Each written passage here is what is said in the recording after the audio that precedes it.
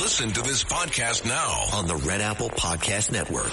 Why is the middle class shrinking? Why are people facing an affordability crisis while marginalized individuals called informals grow in numbers? Join me as I travel the world, speaking with people living in invisibility, the leaders working to solve it, and uncovering the hard truths shaping our economy and daily reality.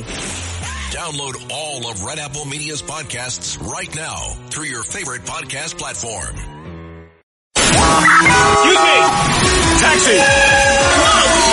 This is the 77 WABC minicast. Tuesday evening, where this is the RNC chairman, Joe Gruter. So many things are going on in the country, I don't even know where to start anymore. Well, Mr. Chairman, last week, me and Rita had on Tom Fitton from Judicial Watch, and he is concerned about the voting in our country, and a lot of people are concerned about the voting in the country. We had 1 million people removed from New York State that should not be voting, and he had 800,000 from Washington State that should not be voting. And I asked him, how many more are there? He says there's at least 20 million that are voting that should not be voting. What can we do to tell all American citizens that we're going to have a fair election for all Americans in November? Well, one of the things this president cares about the most is about safe and secure elections.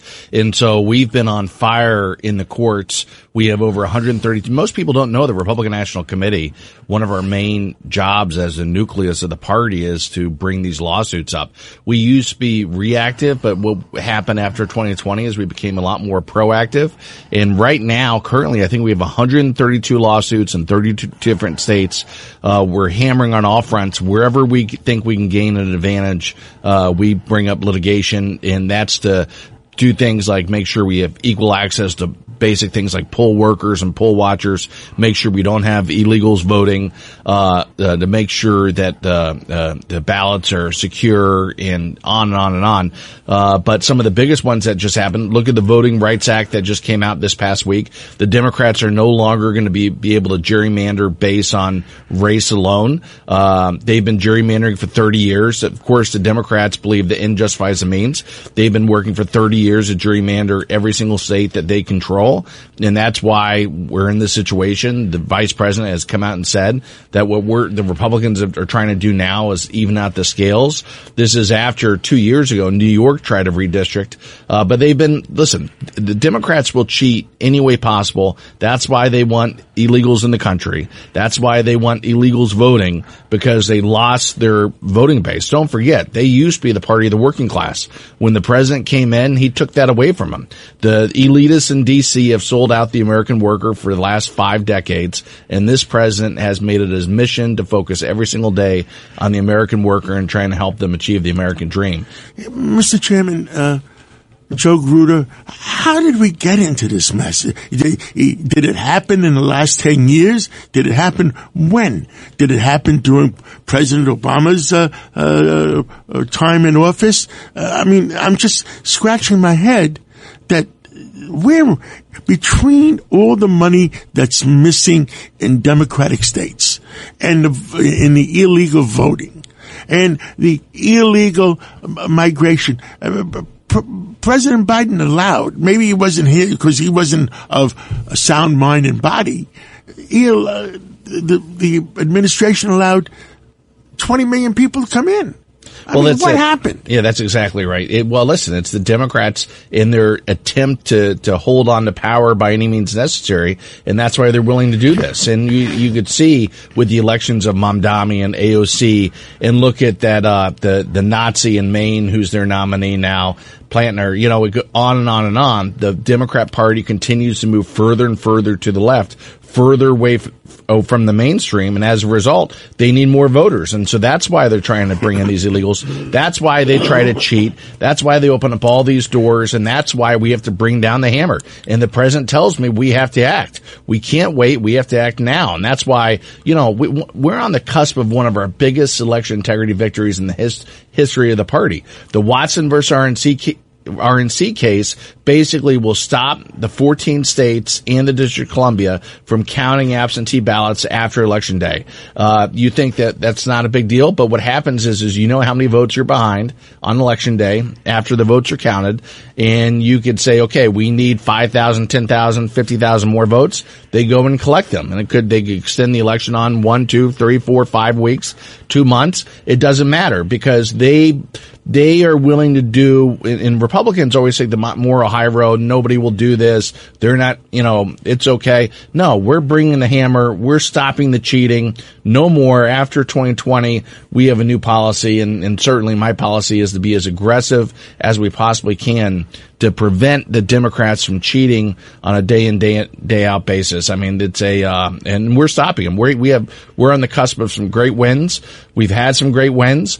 We're starting to turn the page, and I'm thankful that the Supreme Court, is doing the right thing on most of these cases, and just like with the VRA, which, by the way, is going to really transform Southern politics. Democrats used to use race as a way to gerrymander, and now it's over. So the states down south mainly have the ability to go in and redistrict. I think there's 12 seats in play, and the Congress is basically where you have a 3-vote majority on the Republican side, and every single seat matters. So whether Republicans pick up 6 seats, 7 seats, 8 seats, 12 seats this cycle or the next cycle, it's going to go a long way. And we really need we need to stay in control because, God forbid, the Democrats, they have a one-track mind. All they want to do, if they get control of any of the House, either the Senate or the House, they want to impeach President Trump. I mean, they have a one-track mind. You're exactly right. We saw it. We saw what happened during the shutdown. They held the country hostage for 43 days, and what they'll do is, if they win, they've already said it. They've said it publicly. They're not afraid to say it. They're going to investigate. They're going to obstruct. They're going to impeach. They're going to create chaos. They want to stop this president from having any type of momentum because he's moving the ball on all these issues. People forget. They quickly forget how bad it was under Joe Biden. 9% inflation, highest gas prices ever. And even though gas prices are temporarily high because of the Iran war, and look at what the president's doing in Iran with this Iran conflict. He's going to get the job done. But think about the fact that for 47 years, other presidents didn't want to take care of this major issue, and because it's such a high political risk, low political reward thing to do. But this president's doing it because it's the right thing for America. We'll be better off as a country. We'll be better off as a world without nuclear armed Iran, and without these terrorists going out and killing people across the world. Well, one last question is, Professor Dershowitz was a diehard Democrat. I mean, there was no bigger Democrat than Professor Alan Dershowitz, and he's registering as a Republican. And is that happening around the country a lot?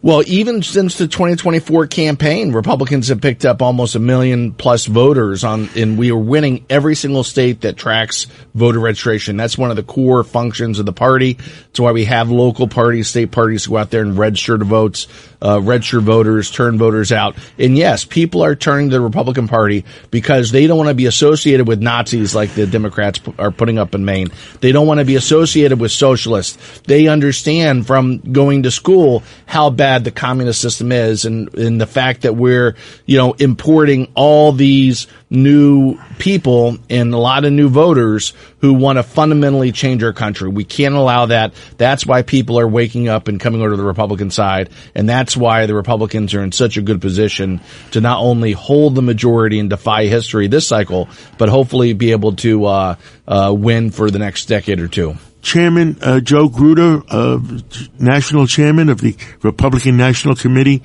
thank you for everything you do, and God bless America, and hopefully that President Trump keeps the free world free, and you keep the United States honest voting. Well, thanks for all you do, and for shining the light on what's important, and for getting the message out. God bless. God bless you. Listen to this podcast now on the Red Apple Podcast Network. The Leadership Thread with Dr. Peggy Polonis. I'm Dr. Peggy Polonis. Join me on each episode where I unravel the story that shaped leaders, tracing the thread that led them where they are today. Because leadership isn't born in adulthood. And thank you once again for joining us on the Leadership Thread, education, ethics, and sustainability. Download all of Red Apple Media's podcasts right now through your favorite podcast platform.